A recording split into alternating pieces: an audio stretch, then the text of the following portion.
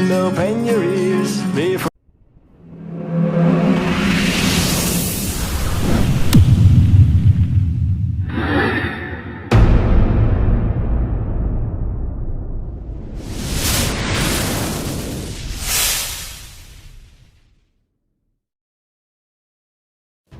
Tahun 2019, publik dikejutkan dengan kisah Tengku Munirman, seorang kepala desa di Aceh Utara. Alih-alih dihormati karena keberhasilannya mengembangkan benih padi unggul IF8 yang membuat hasil panen petani meningkat, ia justru masuk penjara. Alasannya sederhana, benih yang ia sebarkan belum mendapat izin resmi dari pemerintah.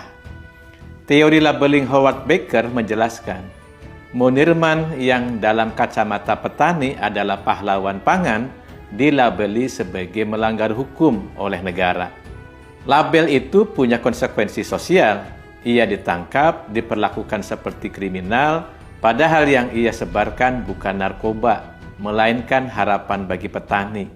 Label bisa lebih kuat dari fakta, dan itulah tragedinya. Dalam pandangan Michel Foucault, kebenaran bukan sekedar soal fakta, tapi soal siapa yang berkuasa untuk mendefinisikan kebenaran. Dalam kasus ini, negara adalah rezim kebenaran yang memonopoli definisi benih yang sah dan yang tidak sah. Benih unggul Munirman bisa jadi lebih produktif, tapi karena tidak lahir dari birokrasi resmi, ia dianggap ilegal. Kekuasaan mengatur bukan hanya tanah dan manusia, tapi juga apa yang boleh disebut unggul dan apa yang tidak unggul. Kalau kita uji dengan etika utilitarian, John Stuart Mill mengatakan, kebijakan yang baik itu adalah yang memberi manfaat terbesar bagi banyak orang. Benih IF8 terbukti meningkatkan hasil panen ribuan petani. Lalu apa gunanya hukum jika justru menghukum manfaat itu? Disinilah hukum kehilangan ruhnya. Ia kaku pada teks, tapi buta pada konteks.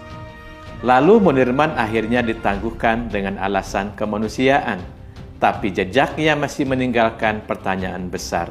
Apakah negara kita lebih sibuk menjaga kepastian hukum atau seharusnya memastikan keadilan dan kemanfaatannya?